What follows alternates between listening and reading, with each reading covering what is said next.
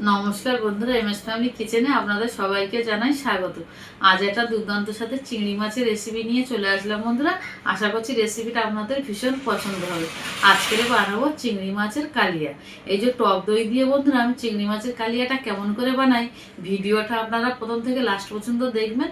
ভালো লাগলে share, comment, like অবশ্যই করবেন। তাহলে চলুন বন্ধুরা, আমি কেমন করে চিংড়ি মাছের কালিয়াটা বানাই আপনাদেরকে দেখাই। এখানে 700 গ্রাম বড় বড় বাগদা আছে। এই যে দেখুন, এই বড় বড় বাগদাগুলো আজকের আমি সুন্দরভাবে একটা কালিয়া বানাবো। অন্য ধরনের বলতে বন্ধুরা আমি টক দই দিয়ে কালিয়াটা বানাবো। এবার আমি চিংড়ি মাছগুলো ভালো করে কেটে ধুয়ে নেব। চিংড়ি মাছগুলো সুন্দর করে কেটে ধুয়ে নিয়েছি। আর এই দেখুন, এই মাঝখান থেকে কেটে মাছ যে শিরাটা থাকে সেই শিরাটাও বের করে নিয়েছি, আর মাথাটাও ভালো করে পরিষ্কার করে নিয়েছি। চিংড়ি মাছের মধ্যে দিয়ে দেবো অল্প পরিমাণে লবণ, দিয়ে দেবো হলুদ গুঁড়ো, ভালো করে মাখিয়ে নেব। চিংড়ি মাছগুলো সুন্দরভাবে নুন হলুদ মাখিয়ে নিয়েছি। আর আমি বন্ধুরা এই যে চিংড়ি মাছের কালিয়াটা বানাবো কি কি মশলা নিয়েছি আপনাদেরকে দেখাবো। এখানে নিয়েছি একটা মিডিয়াম সাইজের পেঁয়াজ আর একটা টমেটো একসাথে পেস্ট করে নিয়েছি মিক্সিতে। আর এখানে নিয়েছি বন্ধুরা চায়ের চামচের 1 চামচ আদা রসুন পেস্ট। আর এখানে নিয়েছি 50 গ্রাম টক দই।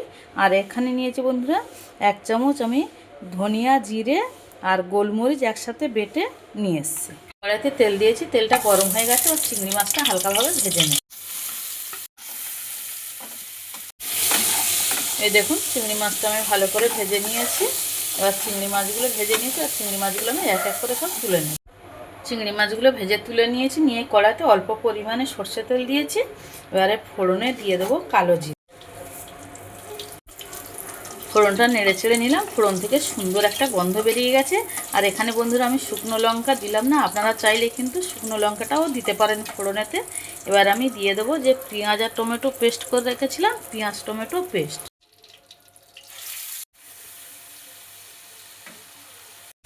পেঁয়াজ টমেটো পেস্টটা দিয়ে দিলাম, দিয়ে একটু হালকা হাতে নেড়ে চেড়ে নেবো। নিয়ে এবার আদা রসুনের পেস্টটা আমি দিয়ে দেবো। দিয়ে দিলাম আদা রসুন পেস্ট। এই যে টমেটো পেস্ট আর পেঁয়াজ পেস্ট দেওয়ার 2 মিনিটের মধ্যে যে আমি আদা রসুন পেস্টটা দিয়ে দিলাম বন্ধুরা, এই পেঁয়াজ আদা রসুন সব একসাথে ভালোভাবে কষানো হয়ে যাবে, আর গন্ধটাও চলে যাবে, আর সুন্দর একটা গ্রেভি তৈরি হয়ে যাবে। তার জন্য আমি একসাথে সব কিছু দিয়ে ভালো করে কষিয়ে নিলাম। কাঁচা আদা রসুন পেঁয়াজ একদম সুন্দর করে 3 থেকে 4 মিনিট মতন কষিয়ে নিয়েছি। আর দেখুন বন্ধুরা, মশলা থেকে একদম তেলটা ছেড়ে দিয়েছে। এবার আমি দিয়ে দেবো স্বাদ অনুযায়ী লবণ। যেহেতু চিংড়ি মাছের মধ্যে লবণ দেওয়া আছে, আপনারা আপনাদের রান্না অনুযায়ী লবণটা দেবেন। আমি আমার রান্না অনুযায়ী লবণটা ব্যবহার করলাম। দিয়ে দেবো ছোটো চামচের 1 চামচ হলুদ গুঁড়ো, ছোটো চামচের 1/2 চামচ ঝাল লঙ্কার গুঁড়ো। এখানে বন্ধুরা আমি ঝাল লঙ্কার গুঁড়ো ব্যবহার করছি, আপনারা চাইলে কিন্তু কাশ্মীরি লঙ্কার গুঁড়ো ব্যবহার করতে পারেন। এবারে দিয়ে দেবো বন্ধুরা জিরে বাটা, দিয়ে 1 থেকে 1.5 মিনিট আমি ভালো করে কষিয়ে নেব। দেখুন, জিরে বাটা দিয়ে আরও 2 মিনিট ভালো করে কষিয়ে নিয়েছি। আর একদম গ্রেভি থেকে তেল ছেড়ে দিয়েছে। এবার আমি দিয়ে দেবো টক দই, ভালো করে ফেটিয়ে রেখে দিয়েছি। এবার দিয়ে দেবো টক দই।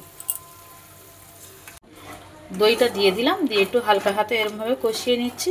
আর বন্ধুরা, আজকের এই চিংড়ি মাছের কালিয়াটা আপনাদের কেমন লাগলো আমাকে কমেন্ট করে জানাবেন।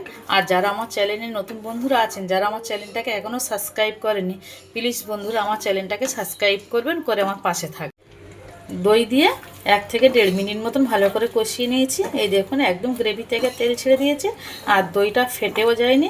আপনারা বন্ধুরা যখন চিংড়ি মাছের কালিয়াটা বানাবেন টক দই দিয়ে, আগে মশলাটা ভালো করে কষিয়ে নেবেন, নিয়ে দইটা খুব সুন্দর করে ফেটিয়ে নেবেন, একদম পুরো ক্রিমের মতন নিলে তাহলে কি হবে, টক দইটা আর ফাটবে না। এই দেখুন, টক দইটা একদমই ফাটে না, একদম সুন্দর একটা গ্রেভি হয়ে গেছে। এবার এর মধ্যে আমি দিয়ে দেবো চিংড়ি মাছ। আর বন্ধুরা, আজকের এই যে চিংড়ি মাছের কালিয়াটা আপনাদের ভালো লাগলে একটা লাইক করবেন, আর বন্ধুদের সাথে শেয়ার করবেন। আর বন্ধুরা, আমার যে রেসিপিগুলো আপনারা ফেসবুক থেকে দেখছেন, তারা আমার ফেসবুক পেজটাকে ফলো করবেন। আর যারা আমার ইউটিউব চ্যানেল থেকে দেখছেন, তারা অবশ্যই আমার ইউটিউব চ্যানেলটাকে সাবস্ক্রাইব করবেন, করে আমার পাশে থাকার অনুরোধ রইল। এই যে ভাজা চিংড়ি মাছগুলো দিয়ে দিলাম, দিয়ে আমি 2 থেকে 3 মিনিট মতন ভালো করে কষিয়ে নেব। আর এই রকম এই যে সামনে জামাই ষষ্ঠী আসছে বন্ধুরা, এরকম কিন্তু চিংড়ি মাছের কালিয়া জামাইয়ের পাতে একটা পড়লে মন্দ হবে না। দুপুরের খাওয়াটা, জামাই ষষ্ঠীর দুপুরের খাওয়াটা খুব সুন্দর জমে যাবে। চিংড়ি মাছটা দিয়ে একটু আমি ভালো করে নেড়ে চেড়ে নিচ্ছি, যতক্ষণ না একটু তেল ছেড়ে দেয়। তেলটা ছেড়ে দিলে তারপর আমি জল দেব। এই যে দেখুন বন্ধুরা, একদম চিংড়ি মাছ থেকে তেলটা ছেড়ে দিয়েছে। আর এই দেখুন কষানোটাও সুন্দরভাবে হয়ে গেছে। এবার আমি দিয়ে দেবো জল। এখানে আমি বেশি জল দেব না, যেহেতু আমি কালিয়া বানাচ্ছি, অল্প করেই জলটা দেব। একটু গামাখা গামাখা হবে, সেরমভাবেই আমি জলটা দেব। এই যে জল দিয়ে দিলাম। এবার বন্ধুরা দিয়ে দেবো অল্প পরিমাণে চিনি। এখানে দিয়ে দিলাম অল্প পরিমাণে চিনি। এই যে ভালো মতন ফুটে গেছে। এবার এর মধ্যে দিয়ে দেবো অল্প পরিমাণে গরম মশলার গুঁড়ো। দিয়ে দিলাম গরম মশলার গুঁড়ো, দিয়ে একটু নেড়ে চেড়ে নিলাম। এই যে দেখুন বন্ধুরা, কালারটা কত সুন্দর এসছে। আমি কিন্তু কাশ্মীরি লঙ্কার গুঁড়ো ব্যবহার করিনি, আপনারা কিন্তু চাইলে কাশ্মীরি লঙ্কার গুঁড়ো ব্যবহার করতে পারেন। আর কালারটা বন্ধুরা অপূর্ব সুন্দর এসছে। এবার আমি এরকম মিডিয়াম ফ্লেমে 2 থেকে 3 মিনিট মতন ফুটিয়ে নেব। এই দেখুন বন্ধুরা, হয়ে এসছে চিংড়ি মাছের কালিয়া। আর এখানে আমি কয়েকটা কাঁচা লঙ্কা গোটা গোটা দিয়ে দিচ্ছি। এটা অপশনাল, আপনারা দিতেও পারেন নাও দিতে পারেন, কিন্তু বন্ধুরা কাঁচা লঙ্কাটা দিলে কাঁচা লঙ্কার ফ্লেভারটা কিন্তু খুব সুন্দর লাগে। আমি গোটা দিলাম, আপনারা চাইলে কিন্তু 2 টুকরো করেও দিতে পারেন। হয়ে গেছে বন্ধুরা চিংড়ি মাছের কালিয়া। এবার আমি গ্যাসের ফ্লেমটা অফ করে দেব। হয়ে গেছে বন্ধুরা অসাধারণ স্বাদের একটা রেসিপি, চিংড়ি মাছের কালিয়া। বন্ধুরা দেখুন চিংড়ি মাছের গ্রেভিটা। আর বন্ধুরা আপনাদের একটা কমেন্ট, একটা লাইকের জন্য আমি অপেক্ষায় থাকবো। আর ভিডিওটা প্রথম থেকে লাস্ট পর্যন্ত দেখার জন্য আপনাদের অসংখ্য ধন্যবাদ।